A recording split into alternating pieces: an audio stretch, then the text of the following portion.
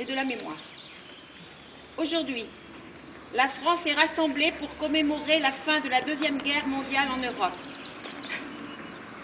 69 ans après la capitulation des armées nazies, nous pensons à tous nos libérateurs, aux combattants en uniforme, opérant sur les champs de bataille en 1940 comme en 1944, aux forces françaises libres, constituées auprès du général de Gaulle pour poursuivre le combat, aux résistants engagés contre l'occupant, opérant dans l'ombre, aux alliés, venus parfois du bout du monde, exprimer leur fidélité aux valeurs universelles de paix, de liberté et de fraternité.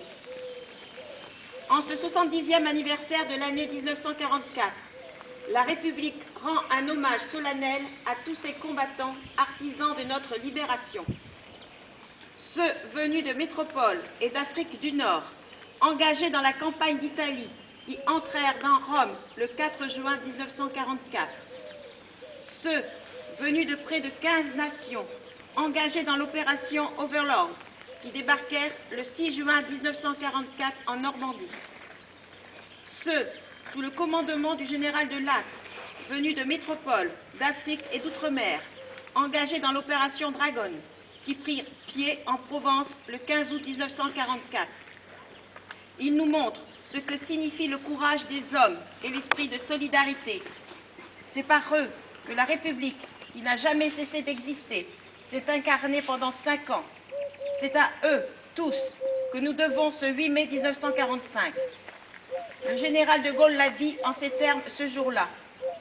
Pas un effort de ces soldats, de ces marins, de ces aviateurs, pas un acte de courage ou d'abnégation de ses fils et de ses filles, pas une souffrance de ces hommes et de ces femmes prisonniers, pas un deuil, pas un sacrifice, pas une larme n'auront donc été perdus.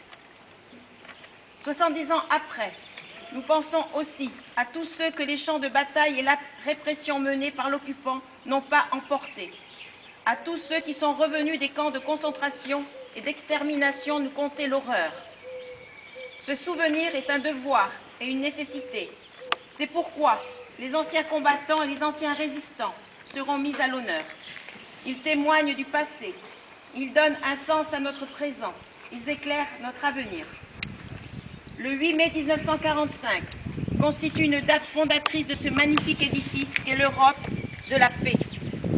Les commémorations de la Seconde Guerre mondiale nous invitent, dans la fidélité du souvenir, à mesurer le chemin parcouru depuis 70 ans et les sacrifices endurés pour nous offrir la paix en héritage. Cette paix a un nom, un espace, une histoire, c'est l'Europe. Elle a su nous préserver de la guerre et garantir la fraternité des peuples. Veillons à en assurer ensemble des destins. Monsieur Coder, Harry.